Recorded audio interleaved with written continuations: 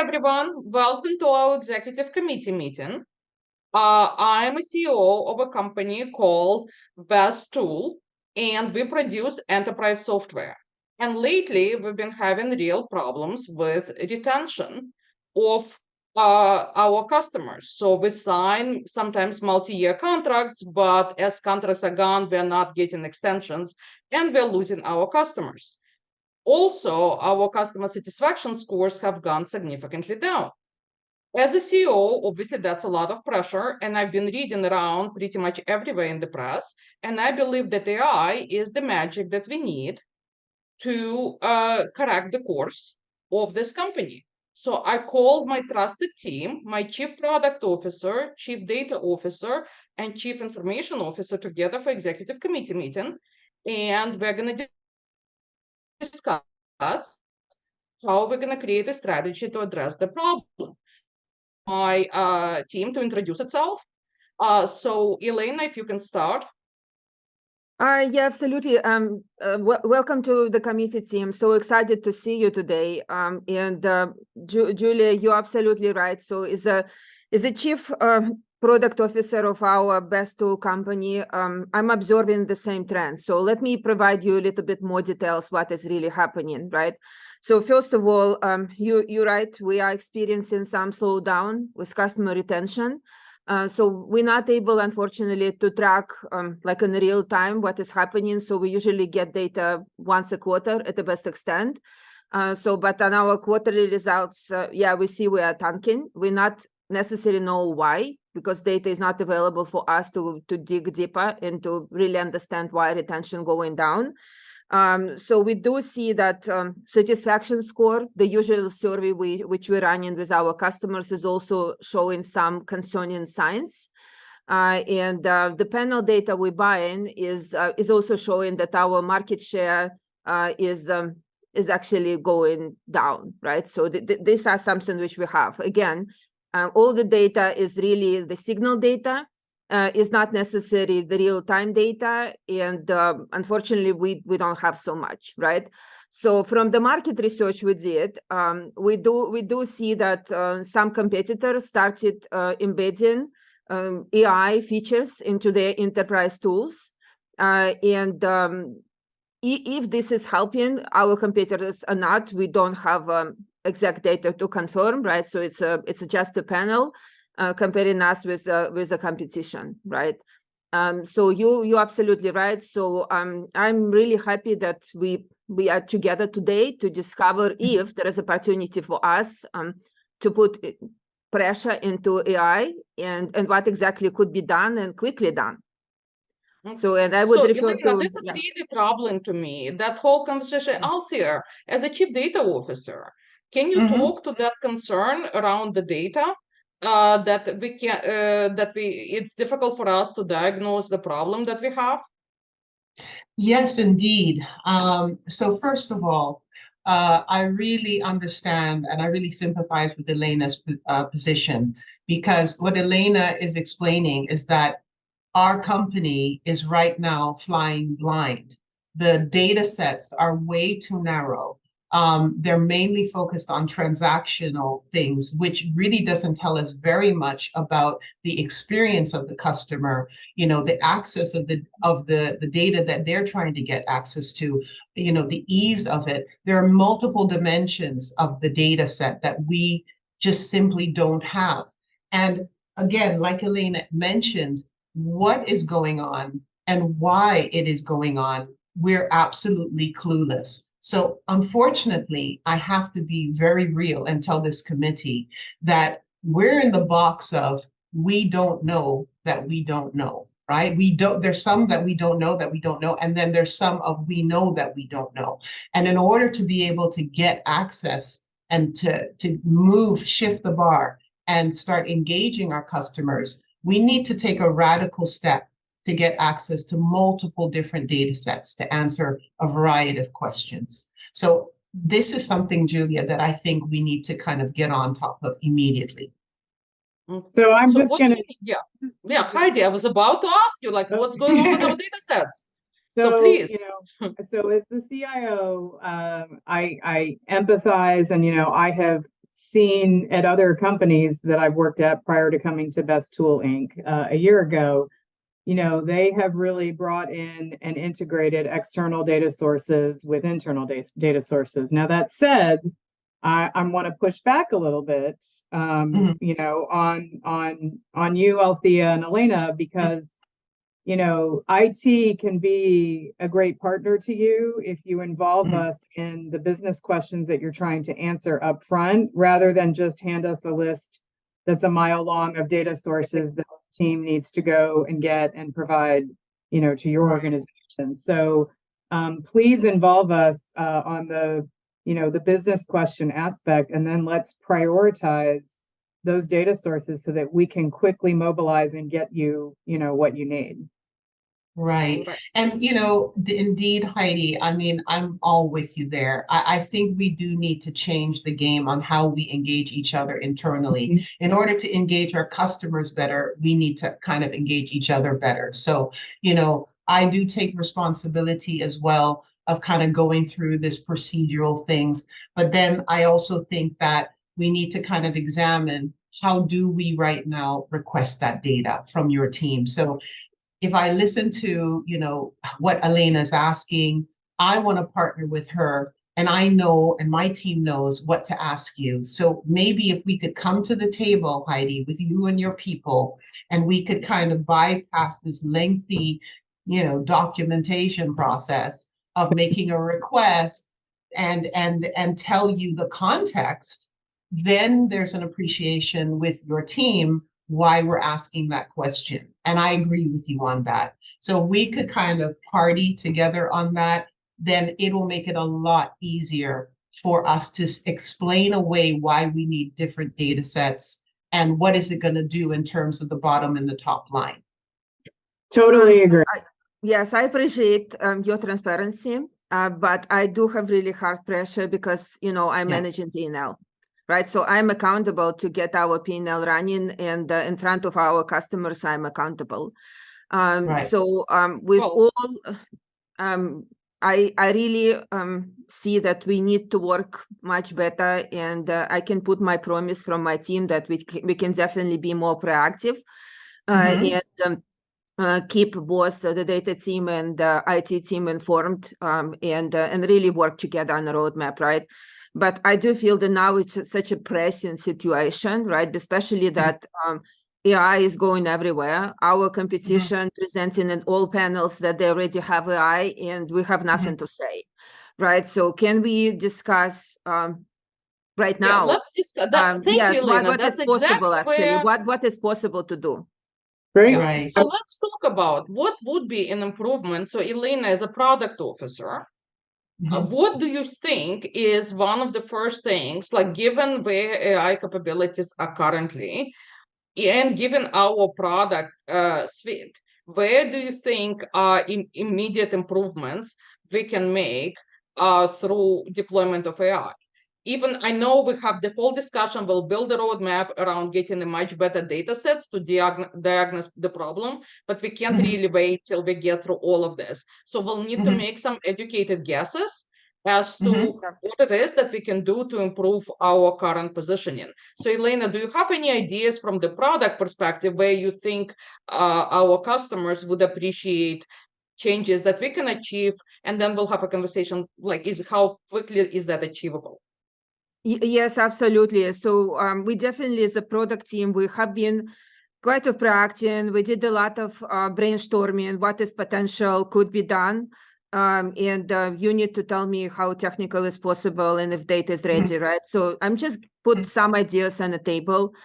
So the idea number one, which we kind of discussing, is ability to maybe put semantic search to help our customers to summarize their documents. So this is something what we see that competitors doing, and we kind of started putting our pilot together. And I think this is something which product team feels could be done much quicker, right? So this is option number one. We're thinking it's a semantic search for our customer summarizing documents. So the option number, yeah. Let me just, in the portion of our tool where we have a document storage, ability to search in English language and ability to summarize what comes out. Is that what you're talking about? Just to make sure that I understand. Yeah, so definitely English is going to be the first one, because we do have a majority of the customers based in English-speaking countries, right? But eventually we would love the multi-language. Right, but yes, we do feel that these are the first step, which we could potentially would love to do. And also based on the usage of our tools, we see that majority of the customers actually, have quite a lot of documents loaded, and it needs to be managed in a better way. Do we feel like we're good with data sources and technology that's available in order to do the semantic search improvement capability? Well, here, I don't want to really be a downer, guys, but it's a different capability that we have right now. So what we're going to have to do is narrow it down. If we're talking about semantic search, we're going to have to get at least like fundamental capability in. As long as we can get budget approvals for that, we're pretty sure we can get some. I mean, I'm talking about the data, the document itself, and the semantic technology, that coupled together, the basic stuff, yes, we'll be able to do it. But I caution, if our competitors have, let's say, mid-level or advanced capability, and we come out with just fundamental, my question is, Elena, how is that going to position us better with our clients? Like, I appreciate we need to get something out there, but we really need to think about what we do get out there first, because it's going to make a big impression.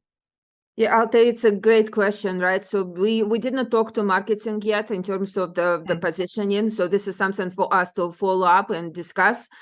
Sure. And I hear you, and also Heidi, that we probably need to narrow down, because even putting that we're doing semantic search, we need to start from something, right? So we're actually thinking that maybe our financial clients could be the first cohort of users we can put into to start from. And maybe not even all financial clients. So we have some ideas actually who could be the first one, right? But we will work on specifics, and then you can tell us what data is available and how technically it's difficult. Sure, and we're happy to do that. Okay, yeah, so one thing, Julia and Elena, that I think we're going to need to do to prepare for maybe some budget shifts is additional funding with our cloud data partners, because as we're talking about ingesting more of this data and providing more capabilities, we have shifted to a hybrid approach in the past year, but we're starting to migrate more to the cloud, and we need to be thinking about how we can maybe negotiate more favorable terms with our cloud partners, but also reallocate some budget in that area. I'm fully supportive of this, but I just want to put that out there that we might need to be shifting, some monies around. That's a really good point. Let me ask Heidi a question. It's not just Heidi and Althea. So it's not just the allocation of money. Do we have a skill set in-house? Do we need to allocate budget to bring potentially consultants in to help us build that skill set? Because we haven't done that type of work before. So Althea and Heidi both, how we're doing with the skill set? So Heidi, is it okay if I pick up that one first? That's what I was implying, Julia. Semantic is triangulating the data, putting the data in context. This is not the conventional data profile. We need actually new data profiles. We need ontologists. We need taxonomists. We need knowledge engineers. We need people who understand semantic technologies and engineering. So from a data perspective, we need new profiles. Absolutely. So we need people, and we need to be able to, go together with the technologists in Heidi's team to work on things like the cloud, like she was speaking about, but also edge technologies. because there's a data part of it, and there's a whole bunch of computation in there, and there's a technology part of it. So we not only need new data capabilities and new data profiles, even data curators, but we'll also need to partner in a different way, much more aligned across the tech group and the data group. So I'm getting back to the notion of alignment. So we started there. I think we have a lot of work to do. So I would expect Althea and Heidi for our next meeting for you to come back with a much better plan on how the teams are going to be aligned, and including Elena team, of course, as well, because that's where the whole business strategy is coming from. So that's something that I would like to see the next time we meet. Heidi, do you have any comments on the skill set? I'm a little worried as well. And you've been in a position for years, so you've been able to assess the team. Yeah, so I was actually going to bring that up too. You know, we have just been investing in like AWS and Python training for a lot of our engineers, and many of our legacy staff don't have those skill sets. So we're making those requirements for the new technologists that we're bringing in, but that's going to be a long ramp. And so I agree, Althea, we need to work on some kind of hybrid approach where we're training for the long game, but we're bringing some either contractors or consultants to help really jumpstart and augment the team. And I think we need to get on that like ASAP, because this is an investment that we're making in our employees. And, you know, they're going to benefit from it too. And frankly, the ones that have gone through our training program are very excited because we're helping to make their skills more marketable. So absolutely, we need a dual approach. So I want to bring the concern that we have been trying in the past to build everything in-house. And we all know our failures. And I fully agree with you. It's going to take quite a lot of time to bring the skill set and train people. And it's a big strategic, right? So, but is it any way we can actually find more, maybe external partnerships at this moment, and work not on building foundations? I do feel we built in foundations for the last 3 years, and it quite really slow, right? So how do you feel about that? In this time, we might be open more for external partnerships versus trying to build everything in-house. Well, it's interesting you bring that up, because you know, Julia and I had a meeting 2 weeks ago with a small startup that's got about 100 engineers in this space, and it is, you know, a potential acquisition, you know, for us. So augment via acquisition rather than build in-house. So Julia, I think we need to maybe step up the pace in those meetings that we've been having with that management team, and bring Althea into the mix as we're having those discussions. Absolutely. Yeah, because the skill set are not only on the IT side, there is also, we need the new profiles, as Althea mentioned, on the data side. So we need to look at it holistically. So yes, we will speed that up. We will bring Althea into discussions. But what I want to do, so in addition to the plan going forward of how the teams will work much closer together and remove some of the bureaucracy we have built over the years, we also need a plan of how we're going to staff for this challenge, because I'm sure Elena has more ideas of what to do with the product, which would rely on the same skill set. So potentially buying a small company that has that skill set is one road. The other one is engaging outside partners, but we need to figure out which partners in reality have that skill set, because a lot of people are saying at this point, right, it's a very hot topic. So we need to figure out how do we know who actually has a skill set that we can bring in that will accelerate us on our journey. So I have a thought there just that I'll throw out there. You know, in my previous job where I was at almost Best Tool Inc., we put together a what I would call a data science AI laboratory environment. And basically that was a copy of our existing data lake with all of those data sources, as Right. well as an ability for the data scientists and the AI and ML engineers to bring in external data sources that they deem as possibilities to help work on new product development. We eliminated the governance, the paperwork, the get approvals, etc.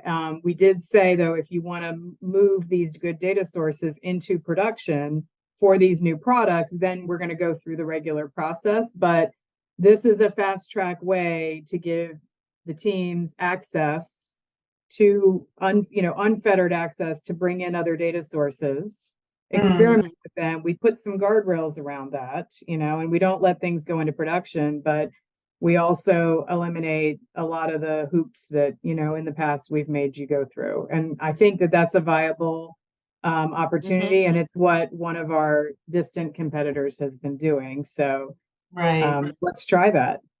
So Heidi, I I'm would all with you on that. Sorry about that. I'm all with you on that, because I just wanted to say this whole concept about inclusion across teams, putting those guardrails around so that there is a certain amount of accelerated learning that can actually impact the real business is really business critical. We've got to kind of adapt that mentality, irregardless of which asset we're taking care of in the company. So I'm all for that. And one last thing I wanted to say is, besides the skill sets in the actual teams that we have, I would like to say from a data perspective, the whole concept of data value proposition and data monetization, we need to work much more horizontally with the business strategy, the data strategy, all the different strategies. We need to work horizontally a little bit more and have that access, that we have that dialogue with each other, instead of it being, Elena in the business with the product, with her team. Data needs to partner with that business strategy, absolutely, because there are things that we can bring to the table that you might not be aware of, Elena, and your team. And we want to make that accessible to you as you're discovering what, the business strategy needs to be. Yeah, this is exactly what I'm feeling, actually, because I as much as your teams need additional technology skills, I feel my team actually need much better data skills. So that they can understand how the data goes into product. It's almost having the data product mindset.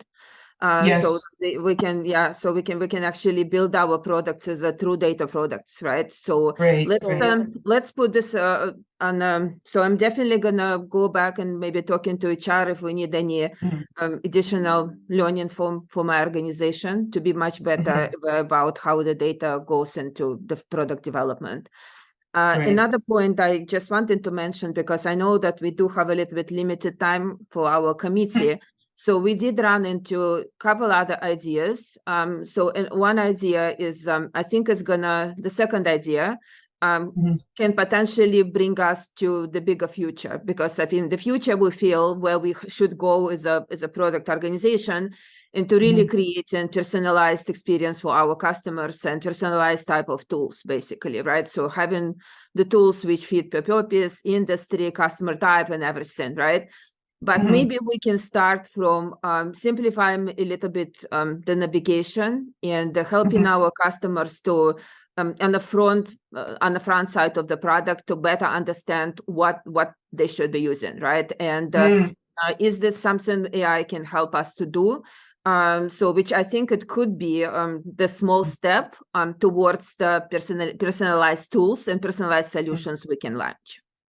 Right. So Elena, so I understand you want to change the front end UX to help customers understand better what are the steps and simplify the flow of a customer through our tool. Is that what you're exactly? Almost like not our customers are trying to discover, and of course we provide a lot of trainings, we provide onboarding, right? But it's still done in more generic way. So can we have almost like a digital assistant who are helping customers to better understand and navigate what is available and use at the best extent what is already done. So ease of use and like coaching as they're going along. Very interesting. Yeah, understand. I mean, if I think about what we're all talking about here, I think that without doing a deep research, we all know that generally the ease of use is an issue. So we could try to address that as the here and now and define one or two or three things what tackles the concept of ease of use, then I think we could at least come out of the gate with something that won't backfire on us. So the digital assistant, making it less complicated to go through the technical steps, or whatever it is, or the, I don't know, relevance of the data that's popping up on the screen. It's not just the technology, right? It's both. I think that definitely should at least address immediately taking away a certain level of discomfort from the customers, and they should notice. So they would think that we're listening to them, that's really important. So we've, on the technology side, I mean, in the past, we have invested sort of internally with our chatbots and things like that. But I think what I'm hearing you say, Elena, is that you're looking to really expand that experience and leverage a lot more of like LLMs and things like that. We need to be very cautious about what we're doing around that. And we need, my personal view is that it is very important that we keep this private and do not upload and use public LLMs and things like that to enrich this experience. If we do want to bring in external data sources to make that more personal, I think we need to pull those data sources into our environment and use it that way. So I know we feel probably similarly on that. Building this out again, I think we need to look for some technology partners rather than do it ourselves. So we can certainly do that. I agree. Brings up, so Elena, question here. So, and it's also, it popped up in my mind, Heidi, as you were talking of creating this experimental environment, and of course putting controls, but some of things, so again, AI does bring us a lot of capabilities, but there are also new risks associated with that. And especially as we are putting a guidance on the screen, we need to make sure that whatever we put on the screen guides the customers in the right direction and does not start hallucinating while we do that. So what are the things, what are the, and I know we started out for removing some of the controls, but we also need to be conscious, what do we need to put in place, what kind of governance to make sure that as we bring more data in and create more AI guided experience, that experience does not diminish our brand and, and really helps. So what are your thoughts on that? Because I think that's a really important question. Yeah, may I, Heidi, I was just thinking as you were talking about the LLMs. We know traditionally from the data world that when we had conventional data models from a proprietary piece of software, it used to be like a black box, right? And it was scary and we didn't know what was going on. And we had a lot of issues with customers downstream. And with LLMs, of course, it's great, but it's a bigger black box, right? So we have to be very careful, just as Heidi said. How we can counter that is to look at AI from a semantic AI perspective. So bringing the data in context, relevant, meaningful, the right scope of data sets, so that once the data sets come in, and they're interacting with the model, the probability of getting something useful out of the model is just a lot better. So this is the concept of relevance, Julia, that you were talking about. We don't want the AI going off somewhere. So my advice from a data perspective, make it data-centric, make it semantic AI by definition. So that's one. And the other thing is, we need to know that there's already really good advanced data practices, semantics and knowledge graphs that, take pretty complex things and intricately pinpoint, let's say a situation or, giving information, an event or a trigger, and bringing those two together and then highlighting hidden connections among data so that we can actually understand what's going on in the sea of information. So we can definitely call it, AI, using AI, personalizing it.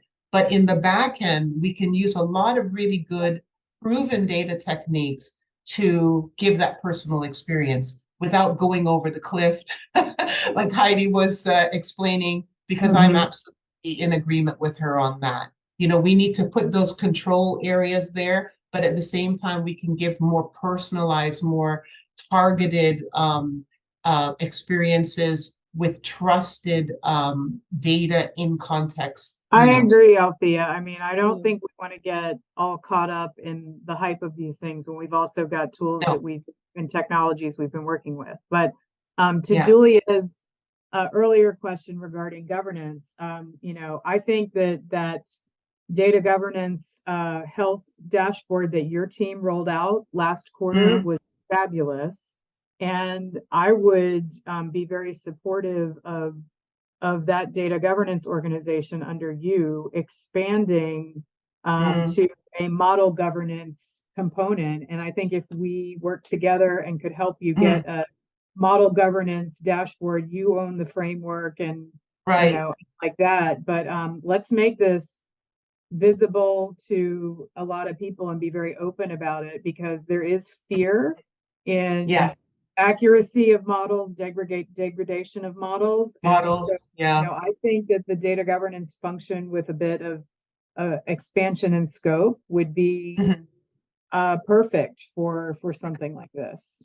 Yeah, I mean, it's literally taking data, information, and knowledge assets into the governance model, the governance framework. And that's what, people need to be made aware of, that that's possible, and that we can put the necessary controls in place without killing innovation, right? Without killing potential for, new market share and all of the rest. So I agree with you. We need to kind of open up our mind, and we need to be advocates within the data team to go out and talk to the rest of the company, so that we know, we get the whole company on board with this, and we take that level of fear. So we know what we're doing that is new and innovative and might be a little bit risky, and we have guardrails around it.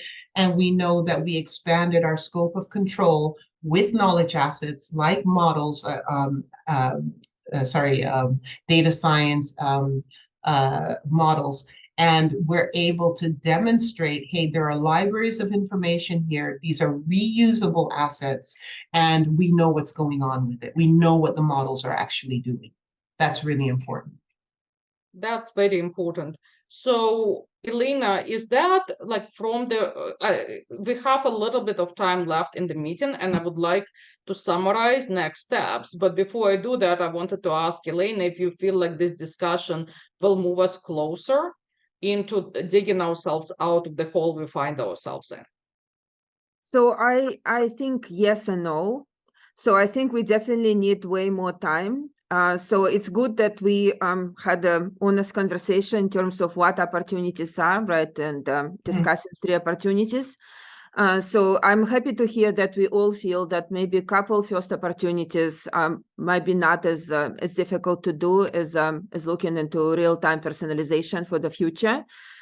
So I really want us to be focused, and just adding a little bit into risk. I know we talk a lot about the risk of data, the risk of tech, and all of this. But what I'm not hearing often, kind of 2 factors. One is the commercial risk for us, because we are a commercial company. We are working for money. We're not working for nothing, right? So, and I want to make sure that whatever we talk about, any governance needs and everything, they just not hanging out in the air and not creating any value.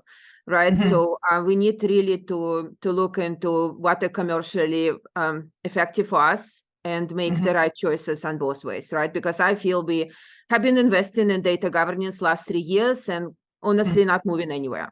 Right. So I think I don't want to repeat this exercise. And I also take quite a full accountability on my side, because I know we did have problems with products before, and we were not able to properly address the security. So I'm taking full responsibility for this, right? So thank you for the conversation. I think it was really great to have these 3 cases on the table. So let's have follow-ups, and I think we have quite a really big list to address together. And thank you so much, Julia, for bringing us together for this question. Yeah. Yep. So let me summarize where we are and what our takeaways are. So our problem that we're trying to resolve is attrition of our customers, customer retention problem. One of the challenges in addressing that problem is that we do not have a good diagnostic data from our products. All of our signals are later, and it's indirect signals. We don't have direct data. So to address that problem, our chief CDO and CIO, Althea and Heidi, will work very closely together to understand what data sets are needed with Elena's product team, so we can have a much better view into what's actually causing this problem. Having said that, we're not going to wait till we get to that point. We have established several things that we're going to do that will help us start digging ourselves. So the first one is around using AI to help our customers get information out of the huge data set documents that they store in our tool. And for that, we're going to look at the resourcing of how we're going to build the resources and what data sets, again, are needed for that and what capabilities are needed. Resourcing will include potentially buying the skill set or finding the partners. The second point is long-term is hyper-personalization of the journey of the customer in our tool. For that, all the data work that we will do for the item number 1 will help us a great deal. But also we want to do something upfront, and we will look at LLMs to help us guide the customers, at least high level, based on their sector, through the experience in our tool, while we are building a more expansive data capabilities. Meanwhile, one of the major things that we all need to work is how the 3 teams work together, especially in the area of risk. So what we put in terms of the governance serves our company and does not take away from our product, but also protects us and enables our success as a company. Did I get all the takeaways? All right. Yes, I have one more on my side, because we do need to narrow down where we're starting, right? So we have a preliminary thinking that it's going to be the financial customer segment, but we need a little bit more work to do, so to identify where we start from on the customer base. And for that, I would say that to do a quick sentiment analysis would very much help us to answer that question. It's short term, and we can get some really good insight so that decisions can be made and prioritized. Yep, wonderful. Okay. Wonderful. Thank you so much. Thank you. So we did have a question from one of our listeners to this meeting, and it's a very interesting question. Given the speed at which generative AI products are developing, how much of an understanding does our company have on the inherent risks, including the risk which you can mitigate against and the risk you can potentially absorb? So I think there are multiple questions in here. So there are a lot of AI is in the infancy, especially the generative AI, and there are a lot of risk associated with that from operational perspective, but also with putting something in place that will become irrelevant in about 5 minutes or a couple of years. So how do we feel? What can we absorb, and how can we address those risks? I'll be honest, I think we're behind the 8 ball here, I do think that a lot of our competitors are in a similar scurry to figure this out, but we cannot sit idly by and let this happen. We have to start making investments and partnerships now. But I think that we are behind from a knowledge base as well as an alignment of use cases to the technology. And I'm really glad we're having this discussion. I feel like we maybe should have had this discussion 6 months ago. And sorry, Julia. we talked about that in our one-on-one. Yeah. You know, it's always interesting. These problems tend to arise when something happens, like stock price falls, we're having a retention issue, customer sat goes down, you're in the headlines, we don't want to be there. That impetus, you know, that need for change usually happens in most companies when something else is not going well. And I'd like us to stay ahead of that. But I do think we need to partner to get our, you know, maybe we hire like an AI risk person, or, I mean, honestly, I'm very passionate about this, as is Althea, but do we need a chief AI officer to add to the management team? That's a question that I had as well. And Heidi, your point, by the way, is very well taken, because we do, as many companies do, tend to start to fix the problems once the problems occur. When we kind of see problems on horizon, there is also always more present things that we pay attention to. So this is something, especially with the question we just addressed, with fast development of AI, we do need to stay in front of it and look forward. So would the position of AI, so this is adding another C-level position, that's a really big deal for our company. Is that something that we should add, and should it be another member of executive committee, or should it report, for example, to Elena as a chief product officer? Or so where do we feel, if we do create the position, where should it belong? Like, Elena, is that your accountability finally? And is that where it needs to be? I think it's a great question, and we have been consulting external partners. So definitely there is a lot of discussions happening in the industry where this belongs. So I think we need to have a separate conversations, because there are pluses and minuses to approach to different way. So I think some interesting learnings for us from the past, because remember when several years ago we had a digital center of excellence, which actually helped us to think a little bit more digitally and use digital channels.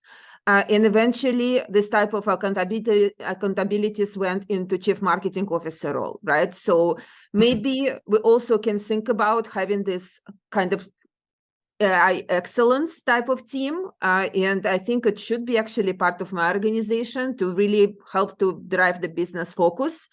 And eventually it's going to be assumed by, from my perspective, by product manager role, right? So we need the future product manager type of people who actually can build AI.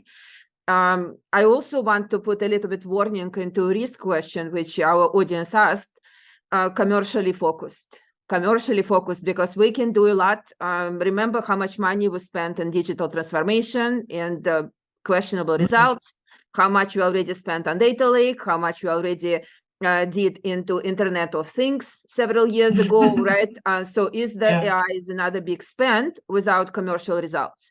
So I'm gonna be somebody to keep us to really aware about commercially reasonable. Commercially honest. Results. So basically, Elena, what you're saying, that AI accountability should be within your organization. Althea, I'm sorry, it just broke off. You said Althea. yeah, I was saying whether you as a chief data officer have an opinion on whether or not the AI Center of Excellence belongs under Elena, or you think it's more that needs to be handled within your organization and bring the bridge between technology and business. And it's a very brief answer, because we are about I'll do it brief. Back in the day when I started, I did have data scientists in my team, and they worked very well with the rest of the data teams. So in one way, I know that it's grown up a lot. However, I do believe that this particular role of AI needs to have a business understanding and be able to say what they can deliver into the business. For me, I'm not as critical about which particular function it falls under, but that it has the right components within that mandate. So yes, because it is moving so fast, I do believe we need to have a AI officer, but I think the secondary discussion is about the cart, where they actually land. And yes, they also should be in the executive board because it is such a huge impact in the organization. We can't have people 2-3 levels down trying to do this. It's not going to work. That's my short answer. Agree. Agree. Okay. Agree. And then I look forward to our meetings a year from now, where instead of the we're not getting the investment on data governance and the data lake environment, Right. Elena, we get to pop questions over to you about our AI investment. Right. Wonderful. So All thank you right, so so much. in a that year with- from now, we will check I in say on that our with love. strategy. Huh? Yes. So, Sorry. all right. I said in a year from now, we will check in on our strategy. But meanwhile, we all have a lot of homework to do. Yes. Yes, Yep. we do. All right. Looking Thank forward you. to it. Thank you, you, everyone. everybody. Thank you. you, everybody. Bye-bye. Bye. Bye-bye.